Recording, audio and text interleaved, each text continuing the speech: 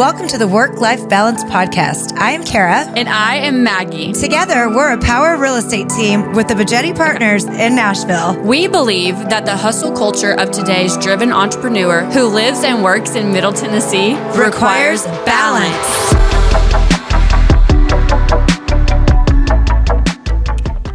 Insurance should never be a hurdle when purchasing a home.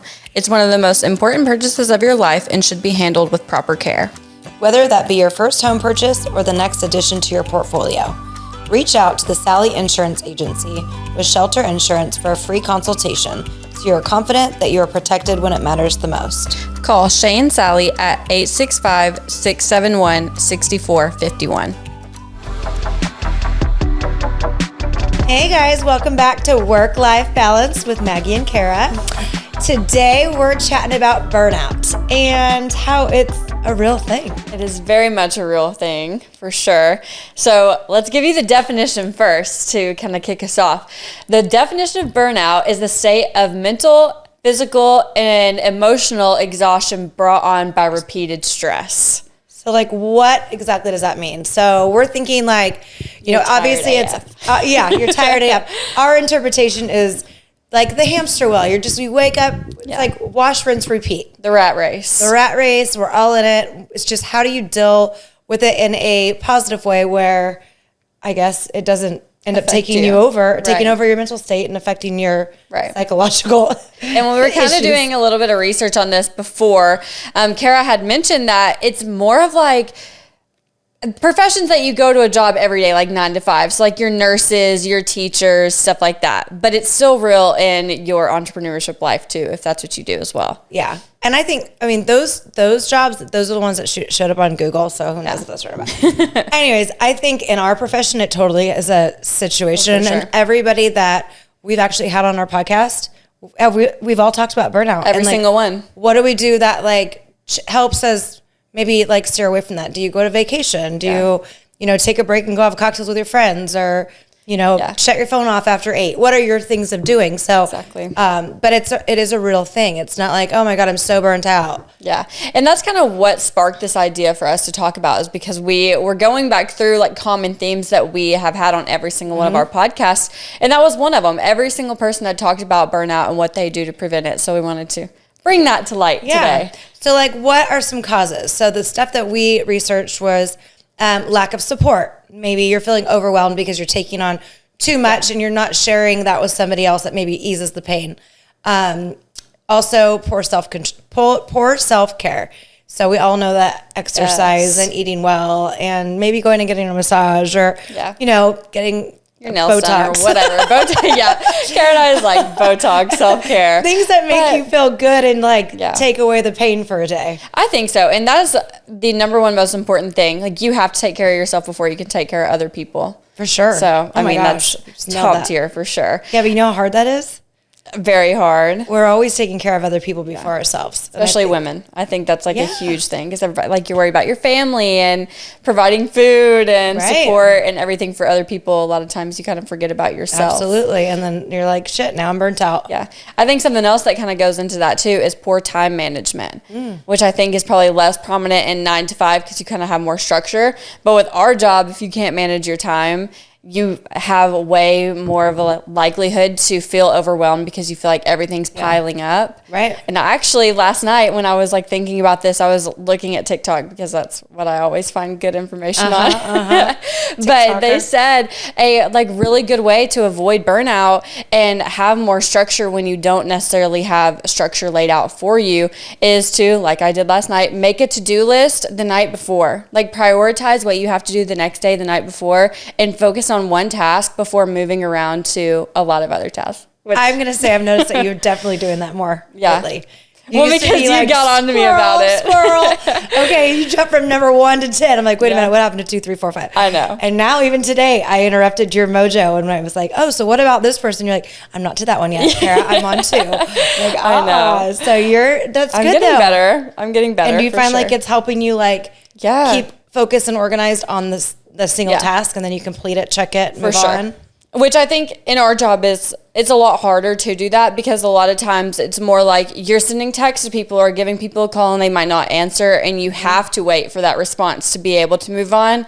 And if you're waiting for somebody to respond for an entire day, then you lost the whole day to work on other things. So that, or they respond in the middle of you texting somebody else or talking to somebody, and like, oh shoot, I got to do a new search. Oh, I got to find out what the scoop is on that. So they kind of throws your order off a little bit. Sure. But I've actually gotten better about that. If I am in the middle of a text or something and I get another one, I would usually just like stop what I was doing, go look at that one, and then maybe forget to respond or whatever the case may be. I won't even open other messages until I'm in a position to respond to them. So you keep it unread. Yeah. And then you go back and hit it. Because then I won't forget. Good. Yeah. Because it still has that little notification at the top of the app that tells you.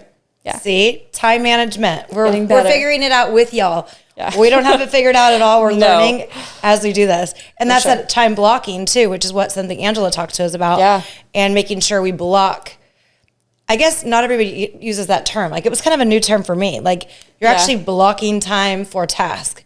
Yeah. So like on Monday mornings from 10 to 12, you're doing follow-up calls, and then, or whatever your time blocking might be. And I've actually seen people actually like have a little timer and set it. And they're like, okay, after I'm done with this timer, I'm moving on. Angela, that's what she said. Like, no more of that. I couldn't do that, I don't think. Well, you go down the rabbit hole, right? It's like, it's probably a good idea to do that with social media. Yeah, probably. Like, okay, you get 30 minutes of scrolling through Instagram on pointless shit, and then move on. Otherwise, you're like 2 hours later, and you just learned everybody's life story. Which I know, I've actually like seen a lot of people kind of lay out their time blocking just to show how they do it. And they will legit like have in there, whether you use Google Calendar or like a paper calendar, they will have time blocks like actually mapped out, like, this is what I'm doing this time, this is what I'm doing that time, and actually have it laid out rather than just a mental representation of what that's super smart. They're gonna do. I think all those little tools of keeping you organized and keeping you like flowing for sure helps prevent what we're talking about today, because I think the main thing with burnout for me would be just overwhelmingness. And when you're not scheduled, you don't have some sort of like organization, your mind's all over the flipping place. For sure. And I think with entrepreneurship, you have this tendency to not want to delegate tasks, because you think like, okay, I need to do this, like it needs to get done, and I'm only going to do it the right way, right? But I think that helps a lot too if you learn to like delegate and just be like, okay, I need you to do this and I'll work on this. Which I think since we've been together, we've gotten a lot better about that. Oh, for sure. And I think that's what why there's an importance of partnerships, because it's like you can take some to load off and I don't feel so overwhelmed, and vice versa. Or like if you have a super crazy day, like it just happened a few weeks ago, and you're like, oh my God, how am I going to be in Nashville and Thompson Station at this? I'm like, I'm popping in. You're like, actually, you can't be at two places at one time. So that's why you have somebody to offload that. Yeah. Which goes to like the next, like, well, we're kind of talking about the same thing, but these are the signs. Like, you're feeling exhausted. You're losing enthusiasm.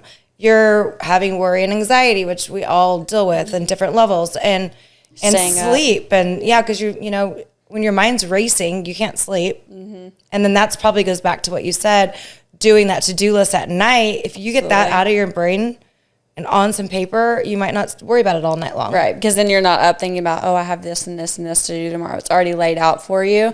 You've kind of already gone through that process of thinking what you need to do. Yeah. It really helped me. I mean, usually we'll spend like 20 minutes like, okay, these are the things we need to do. Today, we already had it laid out, like what we need to do. So we just went and started tackling all of it. And it saved us probably an hour and a half, which is a lot if you think about it. Yeah. For me, my mind is exhausted at night, so that's not really my technique, but mine is like, I like to get up and have like quiet time in the morning with my coffee and write my notes for the day. Yeah. But it's still done. It's not affecting our time. It's at 6 a.m. I'm not being bothered by the kids. Like, for sure. It's just, that's my little space. You can tell when you're having an anxious day too, because you'll text me immediately. Like, usually you'll wait until like 8 or 9 and then start being like, okay, this is what all needs to get done. If you're feeling anxious, I can tell because you're texting at like 5 a.m. like, okay, we need to do this and this and this. I haven't had really good sleep last night. My freaking brain is firing.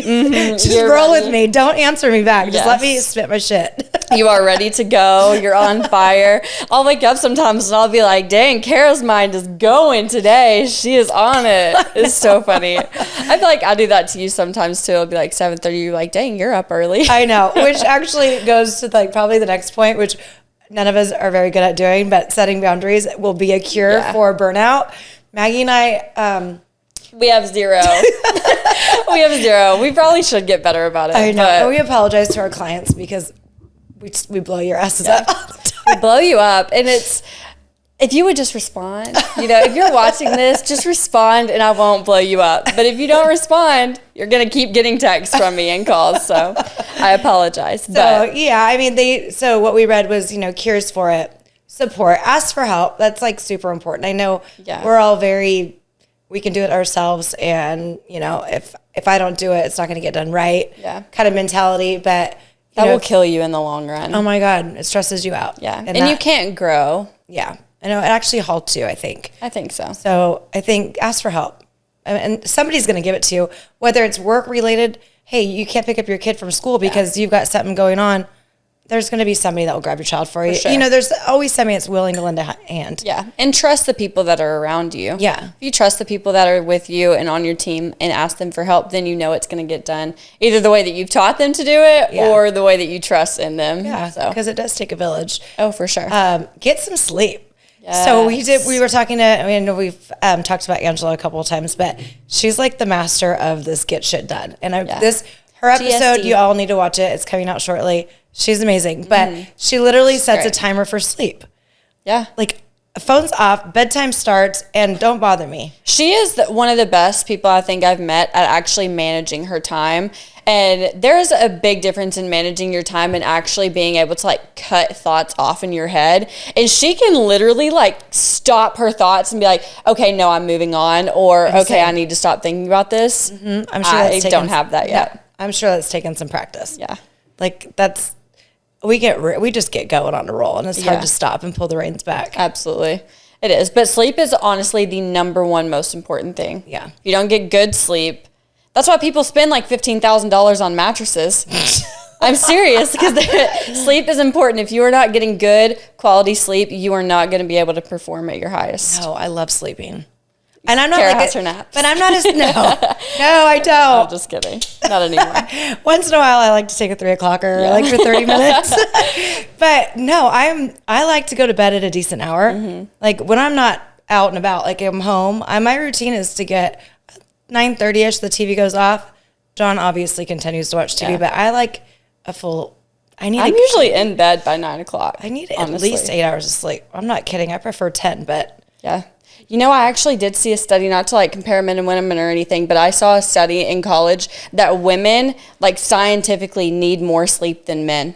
Ooh. Yeah, because my boyfriend was always hounding me about how much I slept, because in college, I would sleep 12 hours. I would go to sleep at 9:00 and not wake up until 9:00. Oh, wow. Because I just had so much going on. I was working and just having to do school and retain all this information. And I genuinely needed all of that sleep. If I did not get at least 11 hours of sleep a night, I would not be able to do anything to my highest. You probably hit that pillow hard because you had a full-time job and full-time student. Mm-hmm. That's a lot. Your body's going, I need some rest. That being said, I was just trying to make excuses, and I came across this study and I started really digging into it. And scientifically, women need more sleep because of hormones you heard that and everything. Here. You heard it here. Girls, go get your sleep on. If they're hounding you, go get some sleep. You need it for your beauty, okay?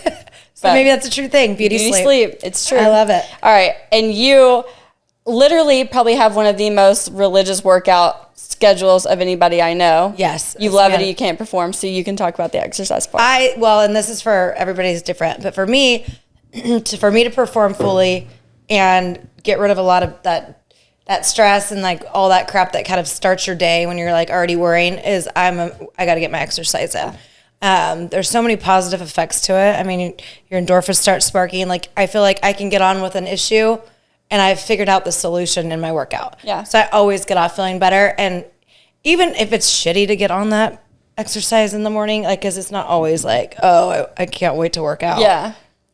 I feel great when I get off. But sure. You just got to get your ass on it. Yours is convenient too. I mean, you have a Peloton, right? That's what you do. Yeah, I do my Peloton and it's right there. So, but even I've always been, even if I was doing Pilates and going to the reformer studio, that was my start of my day. Not a nighttime workout. I need to start the fresh day. For sure. And then I incorporated the sauna. So then I do the sauna There's so many benefits of that, by the way, since we're on this. Incredible. I do that at least once a week. So Have you seen, go ahead. Sorry.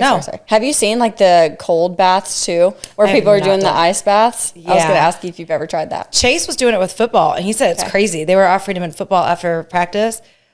No, or like the cryo, a lot about it. What are those cryo chamber? Cryotherapy stuff. Oh, yeah. I don't like to be cold. Me either. I don't know how that would work but out. I think that there's like huge benefits from going to sauna to the ice bath. So this place has not only saunas, but floating tanks. Have you heard of the floats? Yes, I have. So you float on 1,000 pounds of magnesium. It's like being in the Dead Sea. You're like literally floating. It's incredible. Isn't it like black, like completely dark? So you just don't feel anything? Well, you can close it, and I'm claustrophobic, so I don't close that shit. But it's like a big dome. Okay. And it's blue light, and there's music, and it's like a floating pillow. So it's like super soothing. And you're in this room by yourself, and you can close it or keep it open. And then you sit in there for, I think it's 45 minutes or an hour. And it's supposed to help with anxiety, depression, mood, all the stuff that goes on. I've heard of all the benefits. And people, I know it helps people with like trauma and like brain injuries and body injuries too. So people that have like phantom limb from being in the Army, whether their like limbs are cut off and stuff, helps a lot with that too. I mean, it's incredible. I'm all about whatever health benefits. You see me in all my stupid shit. Right? To each their own, but if it makes you feel good, it makes you feel good. Sure. Which we are going to be incorporating more of like therapy type guests on too to talk more about that. We have some cool ones coming up. Some cool ones coming up. We do. So stay tuned for those. Yeah, that'll go into that a little bit. Yeah, like setting boundaries, keeping track of your stress levels, journaling, which I know you started this year. That was on your vision board. Which I have been doing it, and I will say it has helped so much. And I was on a plane, so I was like literally forced to just not doing anything, and I can't sleep on planes. So the entire way back from Las Vegas to Tennessee, I journaled. And I was able to get out just like so many thoughts and just so much anxiety on paper. Amazing. And it's just, if you're having an argument with like your significant other or just like having stress with work, you sit down and you actually write it out. Two things will happen. One, you're going to realize that you're overreacting and it's not that big of a deal. Or two, you're actually able to process it and be like, okay, this is a problem and this is what I need to do to fix it. So it's been great. That's great. Yeah. And you wouldn't think like journaling it just takes me back to like when you're a little girl in your diary. Yeah. Write your little diary. Oh, my first kiss. Oh, my whatever. Yeah. And now it's journaling like your feelings. Like that's like real shit. Real shit. And I know you have like lock and key. Yeah. She came over and was like, don't look at me, but I forgot to journal this morning. Don't read my journal. Don't read my what journal. the hell are you writing in there? I was like, what secrets are you keeping? But it's just a sense of privacy and just being personal. In your own head. You know, like that's, nobody wants in here, I'll tell you that. Nobody wants in mine either, sister. That's okay. I saw that you wrote this, which I think is really good, like actually tracking your levels of stress and like actually realizing like, okay, this happened today. This is why I was so stressed out and this is what I did to fix it. Yeah. I mean, I think just being self-aware, like what's triggering you, what's making you feel overwhelmed. I mean, those are all, they sound very simple, but they're not simple tasks. I think the older I get, the more I'm more of aware of like what's happening with me. Like, why did I wake up with a chip on my shoulder today?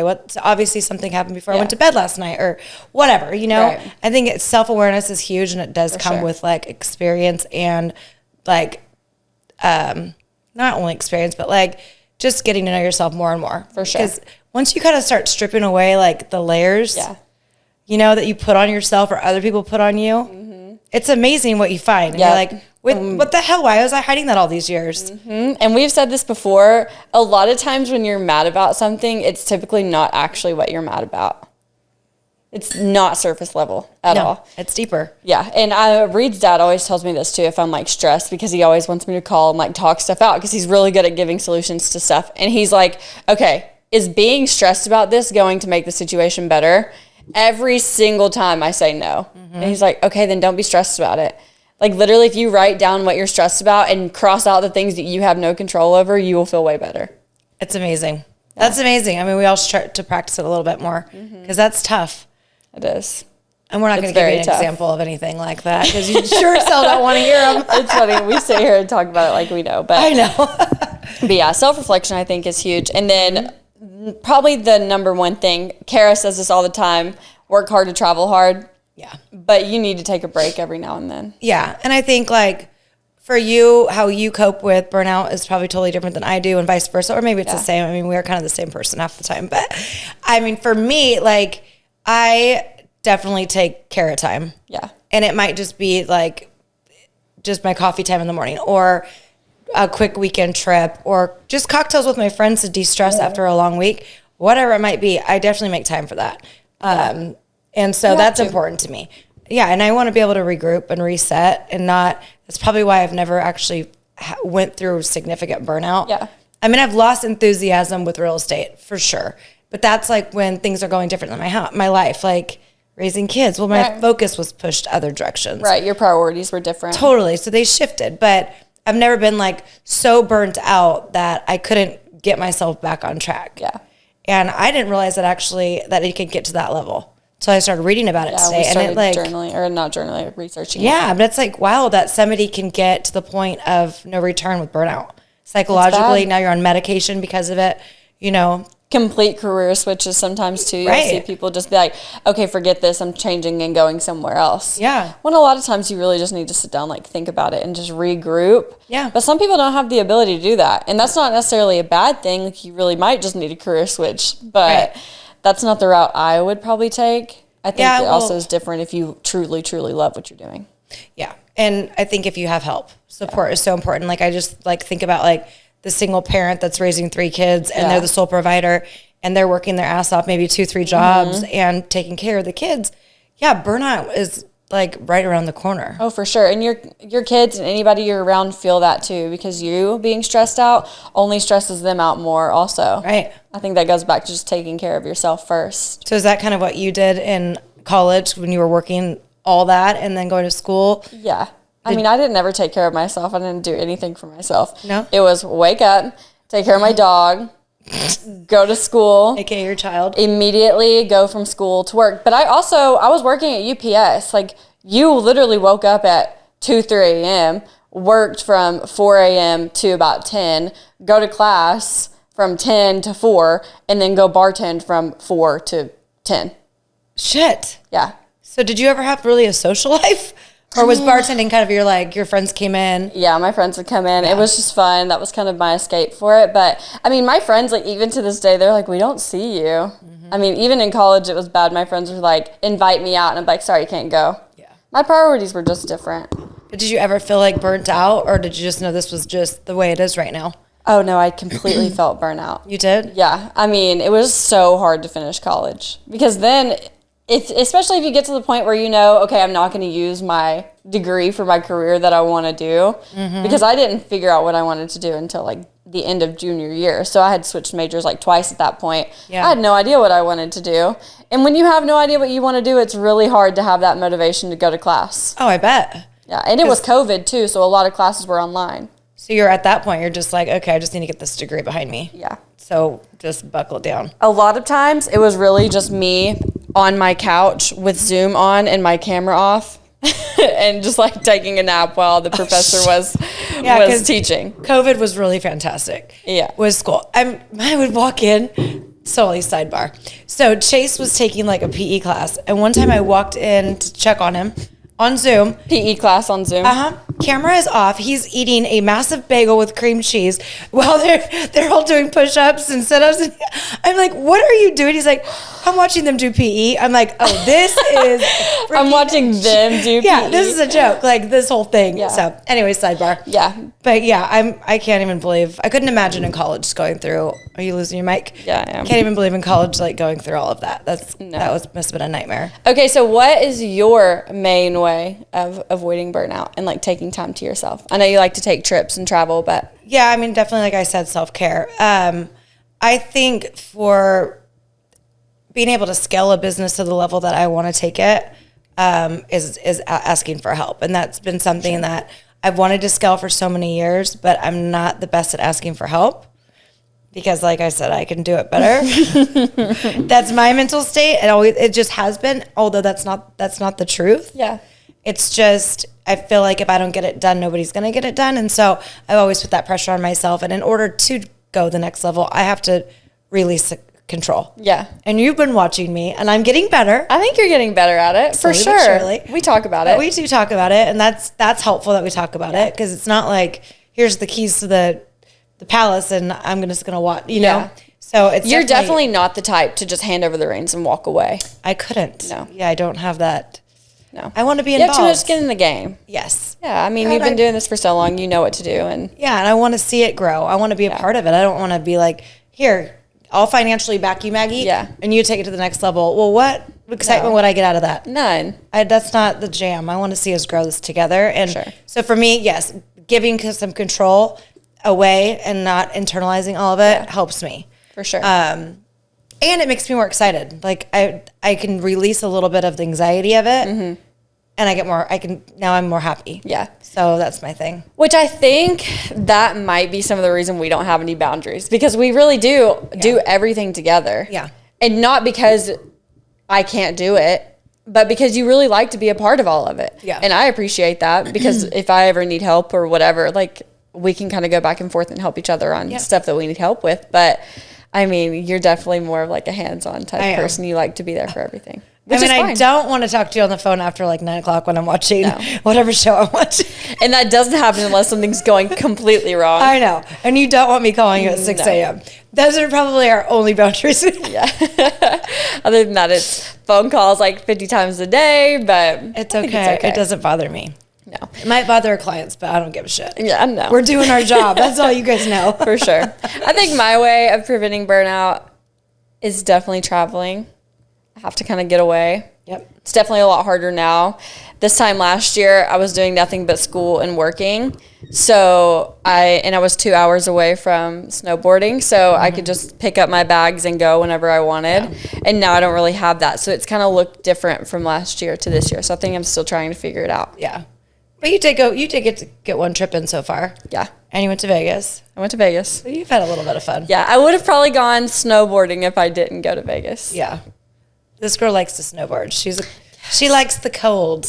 Where I'm going to the beach. I wouldn't say like it. I go to the beach next weekend. She goes to the snow. Yeah. We are very opposite. For sure. In that sense. But it does take a village to be able to do anything, honestly. Yeah. And I think like the moral of the story and why we wanted to touch like this topic is because it has come to our attention, just meeting so many new people through this podcast, that, you know, burnout is a real thing and it's not just a bullshit. Like, you know, I feel like anxiety is a word that just gets thrown away. Like, oh my God, you're giving me anxiety. Like, you don't know what anxiety is until you really have it. For sure. So like, shut the fuck up. Period. Period on that. And oh my God, I'm so burnt out. But like legit, people burn out to the point of having to be on medication. And then it creates anxiety and it creates like major health issues. So like for us, it was like, let's acknowledge something that we all deal with, and maybe we can give each other some support. Yeah.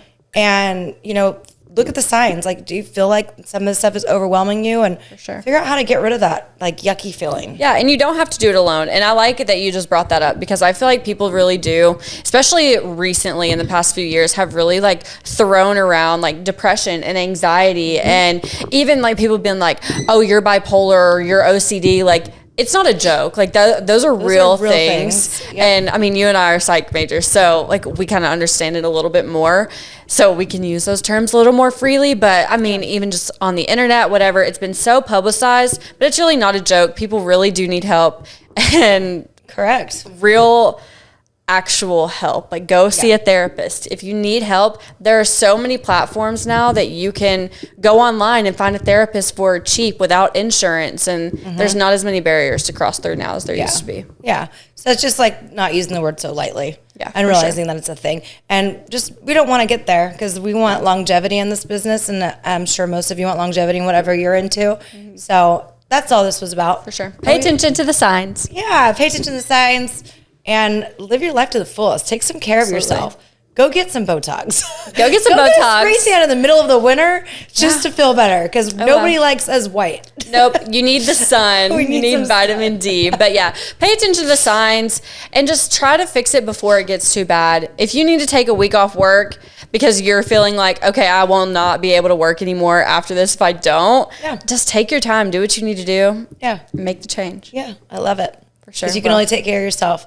Absolutely. And when you're living at your best, everybody else around you will reap those benefits too, and you need some work-life balance. But well, hopefully you learned a thing or two. Thanks for tuning in.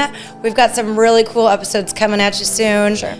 People that are traveling, like we have a gal from Canada we're going to be talking to, I think, next week. So hit us up if you want to be on. Also, like we're super open to any guests that want to chat. For sure. And we appreciate you guys. Thanks for tuning in. Like, share, subscribe, all that good stuff. Till next time. Bye.